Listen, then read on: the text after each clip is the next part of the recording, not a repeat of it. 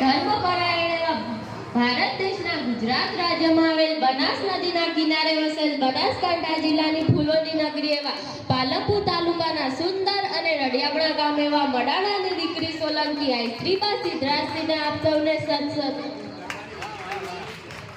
આજના દિવસ નિમિત્તે અહીં ઉપસ્થિત મહેમાનશ્રીઓ, શાળાના આચાર્ય સાહેબ શ્રી, પૂજ્ય ગુરુગણ તેમજ મારા ભવિષ્યના ભારતની બૌદ્ધિક સંપદા એવા વહાલા વિદ્યાર્થી મિત્રો, આજે હું 26 જાન્યુઆરી વિશે મારું ટૂંકું વક્તવ્ય રજૂ કરવા જઈ રહી છું, જે તમે શાંતિથી સાંભળો તેવી મારી અભિલાષા. આજે 26 જાન્યુઆરી છે. ચારે તરફ સફેદ, કેસરી અને લીલો રંગ દેખાય છે, પણ શું આપણે ક્યારેય એ રંગો પાછળ છુપાયેલા એ લાલ રંગને જોયું છે? આજે આપણે શું કરીએ છીએ?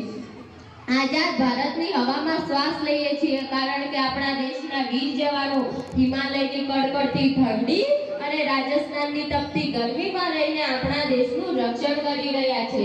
સાહેબ, ક્યારેય એ માં વિશે વિચાર્યું છે જેનો એકનો દીકરો સરહદ પર છે? એમાં દરરોજ ભગવાન પાસે એ નથી માંગતી કે તેનો દીકરો ઓફિસર બને, પણ એ તો એ માંગે છે કે તેનો દીકરો ઘરે સહી સલામત પાછો આવી જાય.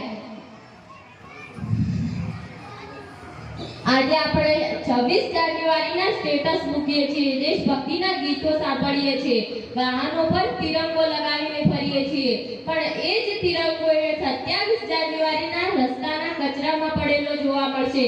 શું આ જ છે આપણી દેશભક્તિ? શું આના માટે જ સુખદેવ, રાજગુરુ અને ભગતસિંહ ફાંસીના ફંદા પર ચડ્યા હતા? શું આના માટે જ ચંદ્રશેખર આઝાદ અને સુભાષચંદ્ર બોઝ શહીદીને વર્યા હતા? શું આના માટે જ મહાત્મા ગાંધીએ છાતી પર 3 ગોળી ખાઈને હે રામ કહીને છેલ્લા શ્વાસ છોડ્યા હતા? કોઈ તમને પૂછે કે તમે ક્યાંના છો, કોઈ તમને પૂછે કે તમે ક્યાંના છો, તો છરી કાઢીને છાતી પર હિન્દુસ્તાન લખી દેજો, હિન્દુસ્તાન લખી દેજો.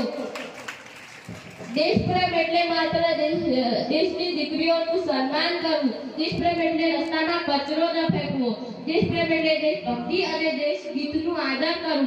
પણ આપણે તો જ્યારે રાષ્ટ્રગીત ગવડાતું હોય છે ત્યારે સ્થિર ઊભા પણ નથી રહી શકતા, અને આવી હજારો માતાઓના બલિદાન પર જ આપણો તિરંગો લહેરાય છે.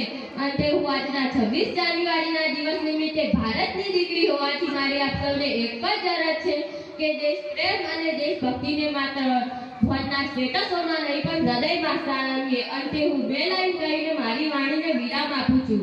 नशा अगर करना है तो वतन का करो, नशा अगर करना है तो वतन का